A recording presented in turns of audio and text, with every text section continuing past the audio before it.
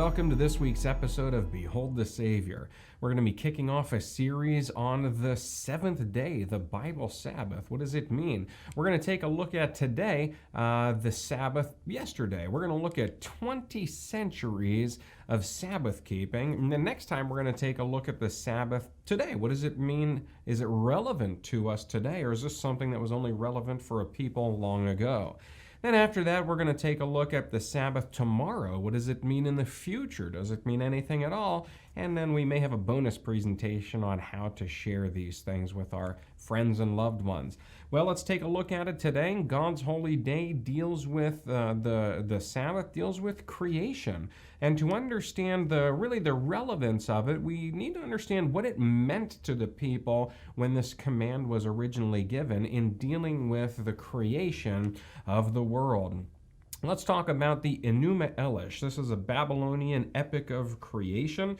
This was written in the 17th century BC. A fragmented copy of the Enuma Elish was discovered by modern scholars in the Library of Ashurbanipal in Nineveh, near modern Mosul, Iraq, in 1875. And it deals with the story. It's one of the oldest of creation, and it makes good sense because right after the flood, the very first kingdom that was built up was the kingdom of Babylon. So it makes sense that it would be the oldest, and it would have some similarities with the biblical creation account. And it concerns itself with the birth of the gods and the creation of the universe and human beings. In the beginning, there was only undifferentiated waters swirling in chaos. Out of this swirl, the waters divided into sweet fresh water, known as the god Apsu, and salty bitter water, the goddess Tiamat. Once differentiated, the union of these two entities gave birth to younger gods. Then gods were formed, war broke out, earth was created as a result of the war, and man was created to serve these gods. So you have some things that you have water dealing with in the beginning. You have that in the biblical creation account also. And it makes good sense because water seems to be sort of the basis or the source of life. But one thing that you will note is that the Babylonian creation account deals with chaos. Not order, not purpose, but it deals with chaos, and we find something very similar with an Egyptian creation account. Now, basically different parts of Egypt had their different creation accounts, and this one is one that was popular in the city of Hermopolis. The different creation myths have some elements in common. They all held that the world had arisen out of the lifeless waters of chaos called Nu. And according to the myth, the 8 gods were originally divided into male and female groups. Then they were symbolically depicted as aquatic creatures because they dwelt within the water. The males were represented as frogs, the females were represented as snakes. These two groups eventually converged, resulting in a great upheaval which produced the Pyramid Mound. From this, the sun rose to light the world, and next we see the development of beings after that. Again, you have water in the beginning, then you have it dealing with chaos, resulting in what we have today. Let's take a look at the next one here in Greece. Now, tracking with creation and origin stories, you might be thinking, what about evolution? When does this come into play? The second time that I did a creation seminar, a lady came up to me and said, well, how far back does evolution go? And I said, well, I'm glad you asked, and this is the history of that. Anaximander of Miletus was a pre-Socratic Greek philosopher who lived in Miletus. It's a city of Ionia in modern-day Turkey. So this is quite a long time ago. Anaximander proposed that the first animals lived in water. Our land-dwelling ancestors must have been born in water and lived partially on land. And he said that man needs prolonged nursing to survive. Therefore, he must be a child of a different type of animal. And many wonder if this was sort of the opening to Darwinian evolution. And while it's not the same, you see the evolutionary characteristics hidden inside it. But again, what we have is chaos. We have accident. We have no design, no purpose in all of these myths, including the myth of evolution. But then we have something that the Bible talks about. In the beginning, God created the heavens and the earth, and that seems to be unique.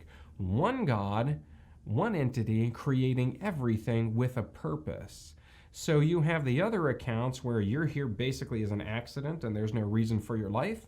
And then you have the biblical account which says that you're here for a purpose and by a loving God.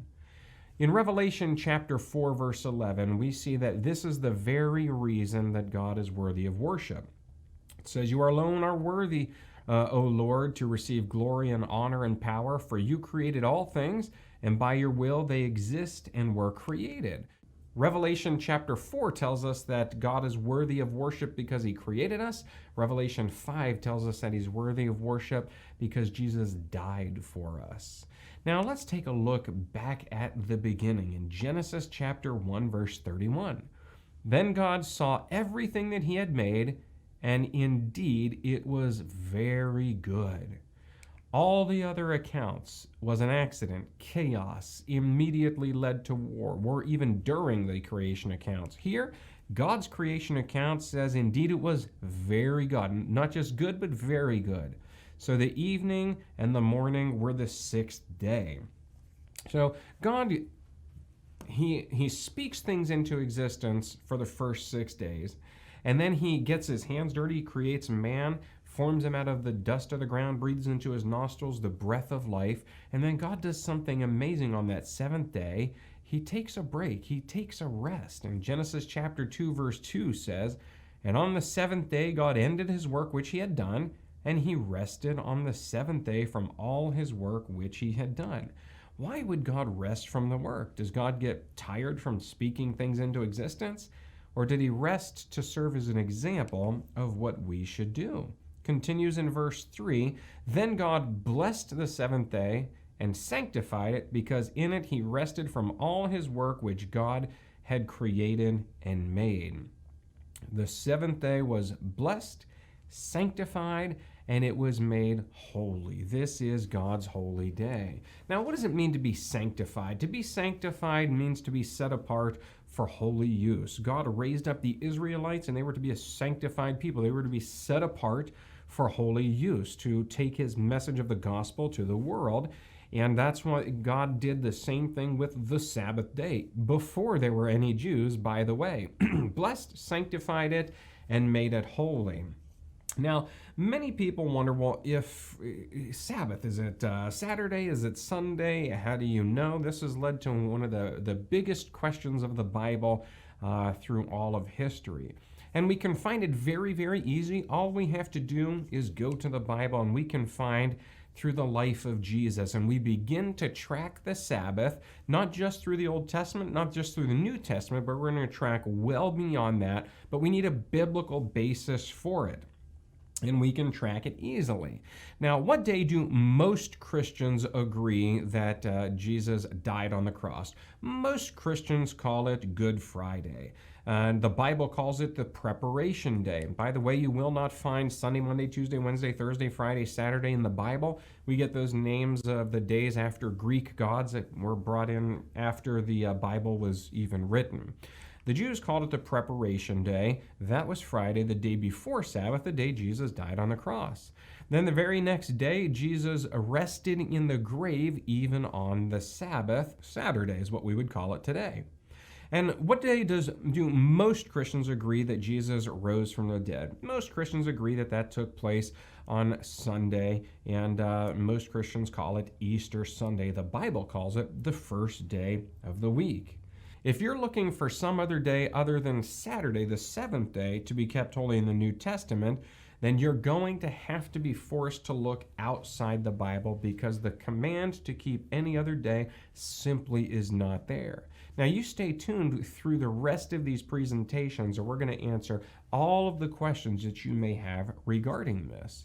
Now, we can track it here right through the death, burial, and resurrection of Jesus, and we would be forced to look into the next century to find anything else by a man by the name of Justin Martyr. Christians did not keep any other day as the Sabbath until 120 AD, 86 years after the death of Jesus Christ. And this was done purely to avoid Judaism, to be a Judaizer. Christians were being heavily persecuted in the early centuries, but so were Jews also. And there began to be this break where Christians did not want to be associated with Jews. One of the ways that they could distance themselves was to alter the day of worship, though we find that outside of the Bible, not in the Bible. And here he says this: "But Sunday is the day on which we all hold our common assembly, because it is the first day on which God, having wrought a change in the darkness and matter, made the world, and Jesus Christ our Savior on the same day rose from the dead." So here we go. The early Christians needed a theological excuse to begin keeping Sunday as the Sabbath rather than the biblical seventh-day Sabbath. And they began to reason that, because Jesus rose from the dead on Sunday, then there was the creation of new life. We begin a new era. And since the Sabbath is a birthday of the world, and you find that in Genesis chapter 20, one of the reasons we celebrate the Sabbath is to celebrate God as creator. Now, they reason this as at the first day of creation, God began his work. So they began to keep Sabbath on the first day rather than the seventh day. In doing this, though, they were denying the authority of Jesus Christ, who declared himself to be Lord of the Sabbath day. And this shouldn't surprise us because we see that Paul prophesied that a great falling away would come, and not long after his life, we begin to see that. Take a look at this. We crawl into the 2nd century. It is certain that the ancient Sabbath did remain and was observed together with the celebration of the Lord's Day by the Christians of the East Church above 300 years after our Savior's death.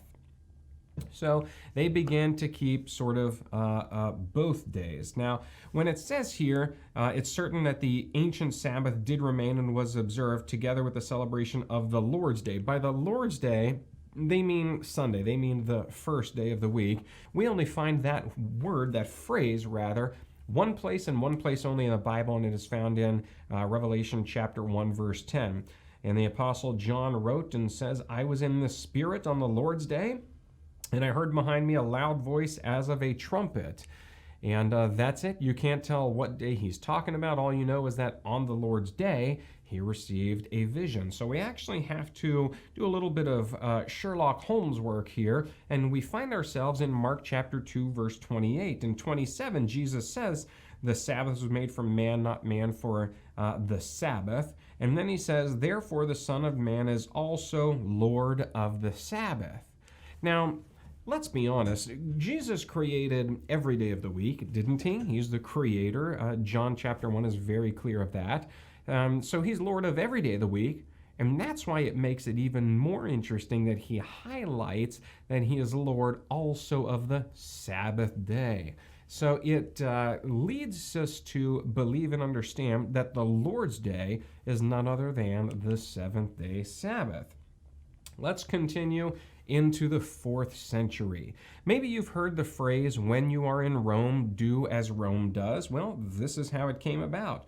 Ambrose of Milan, he was traveling into Rome, and he was doing some work there, and he came back, and when he came back home, the people said, "Well, what did you do there? Here we keep the seventh-day Sabbath, but there in Rome," now highlight that, in Rome, they keep the first day as the Sabbath. What did you do? And he responded with "When you are in Rome, do as Rome does." And who knew? A very common phrase that we use often in our lives was all about the Sabbath. Now, he's theologically wrong because we do what God says no matter where we are or when we are there. So we don't allow our culture to dictate our relationship with God or when and how we keep the commandments. We allow our relationship with God to dictate that. Nonetheless, this is what he dealt with. In fact, during this time, Augustine, he was a great worker for the cause of God, and he deplored the fact that in two neighboring churches in Africa, one observed the seventh-day Sabbath and the other one fasted on it, neighboring churches. Why is that? Here we begin to see how the attack and the shift went from Saturday to Sunday. Remember, the key was this was to avoid being a Judaizer. This was to avoid being associated with and as the Jews. So you have a fast that begins to be instituted on the seventh day. And the problem is this: they already fasted on Friday, the preparation day. And now imagine this, imagine you're a child or a family and you're at Thursday and you're looking forward to Friday the next day to a fast day, followed by another fast day back to back, and Sunday is a day that they feasted on.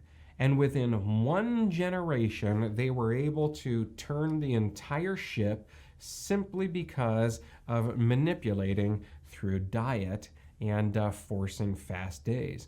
The Sabbath is not a day to fast on. Actually, the Jews found it a day to feast on. It's a celebration. It's a day of joy, and society had turned it into a day of misery, and thus the devil beginning to make this great shift in the Sabbath from Saturday to Sunday. Well, let's look forward into the 5th century and talk about St. Patrick.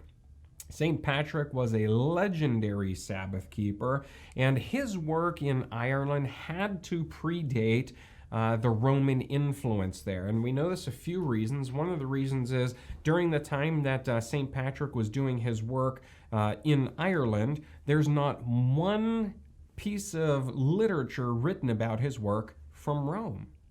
If your church sent a missionary to a country and he was converting the entire country, do you think that you would write about it? Do you think your church would have something to say about it? You better believe it. He wasn't there representing Rome. He was there representing God. And the Christian influence in that region there predates the Roman influence, and one of the ways we know that is because they kept the seventh-day Sabbath. And we see a lot of legends, of course, that surround St. Patrick. And one of the legends is that he ejected or he cast all the snakes out of Ireland. And they say to this day there's no snakes in Ireland. And there are many that wonder, was it literal snakes or was he casting out paganism out of Ireland? Well, every seventh day, St. Patrick spent time with a man by the name of Victoricus. Every seventh day, every Sabbath, he would spend quality time with this friend. And now many historians and theologians wonder if the time that he was spending with that friend, they wonder if it wasn't an angel that he was spending time with. I don't know, but we see this not only in his work, but also in his successor in the work of Columba. Columba continued his labors in Scotland for 34 years, and he clearly and openly foretold about his death, specifically on the Sabbath. And this is what he says. He says, "This day is called the Sabbath, that is the rest day, and such will it truly be to me, for it will put an end to my labors." Now, this is fascinating, and I'll tell you why. Here we are in the 6th century already, and we're tracking, and there have been Sabbath keepers up till this time, seventh-day Sabbath keepers. Where did the change take place?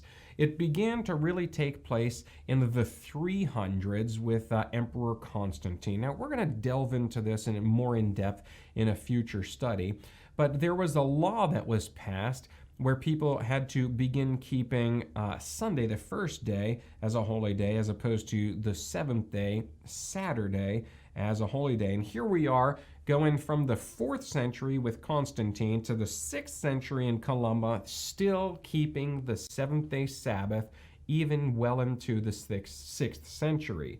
This testifies to the fact that Constantine, because he had to institute a law for it, the majority must not have been keeping the first day Sabbath. They must have been keeping the 7th day. Otherwise, why does a law have to be instituted?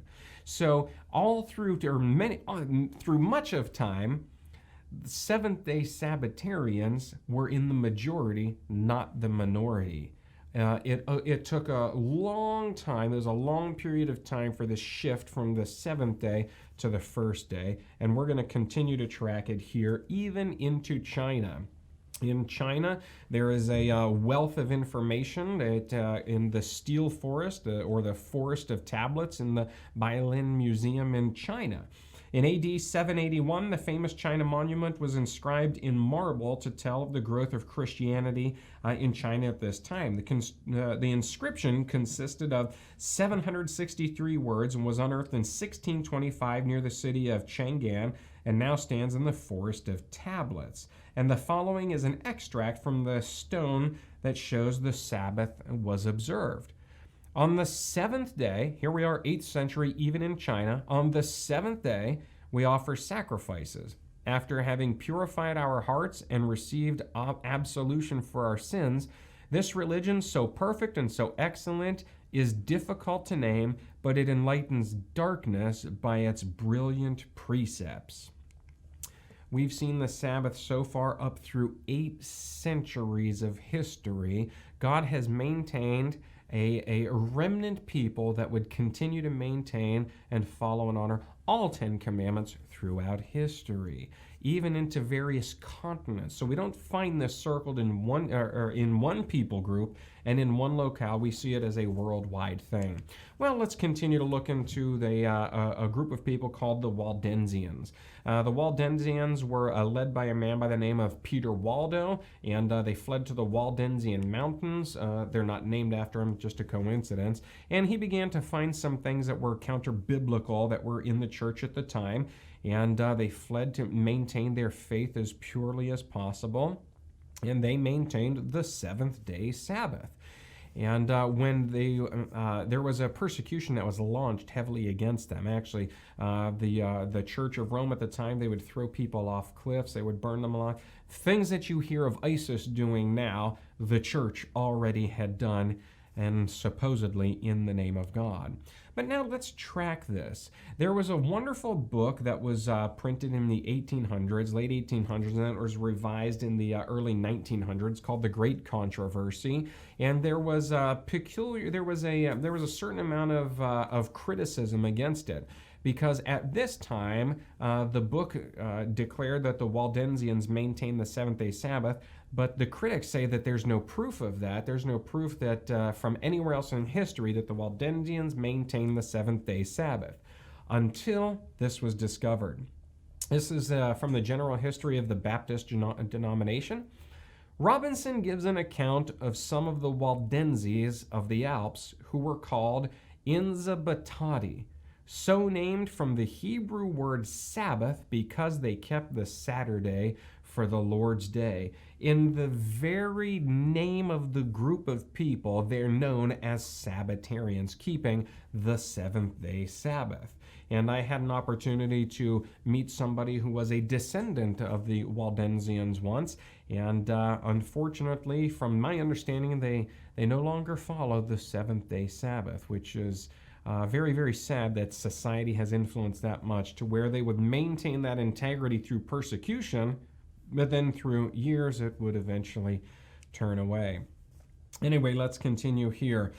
Even the great reformer, the father of the Reformation, Martin Luther, understood the 7th day Sabbath.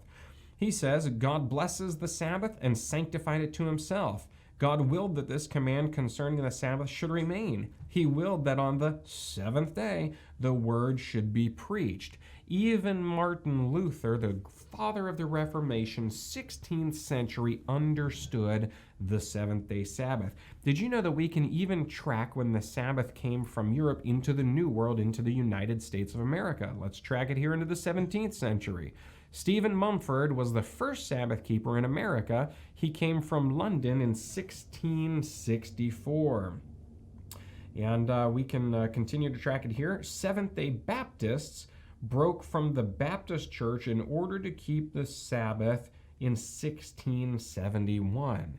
Not only that, we don't only track it into America, but we can track it even to the very state that I broadcast these messages from the great state of Pennsylvania. Check this out. Into the 18th century.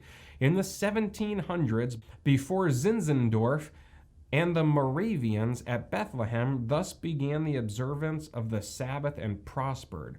There was a small body of German Sabbath keepers in Pennsylvania. We can track it into the 19th century through Rachel Oakes Preston and a preacher by the name of Frederick Wheeler. The story goes like this. Frederick Wheeler was a Methodist preacher who was grasping the Millerite movement. They were looking forward to the soon and literal return of Jesus. And Rachel Oakes is present at church one day. They're about to have communion, and he calls for those to make a stand and obey the Ten Commandments. And Rachel Oakes gets a little hot under the collar, and she keeps her mouth silent, though, visits Frederick Wheeler a little bit later and says, I had a good mind to tell you to cover those communion emblems back up and sit down until you're ready to keep all 10 commandments. He said, what in the world are you talking about? And she began to explain to him the seventh-day Sabbath.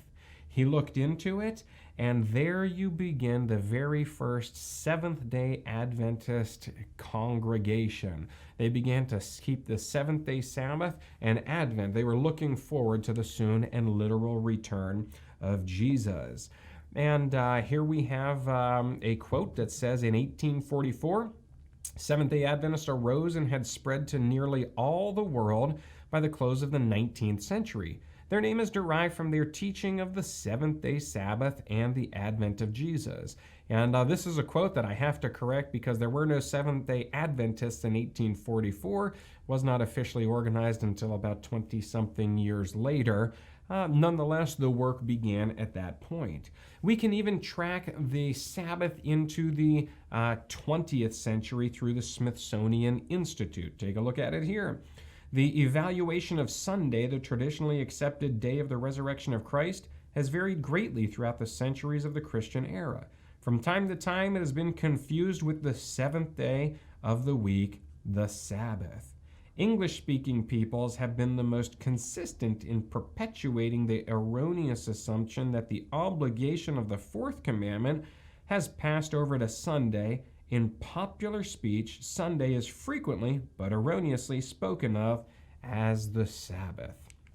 Now, the Smithsonian Institute is not necessarily a religious organization, very thought-based, very fact-based, and they will present to us even today the truth of the seventh-day Sabbath.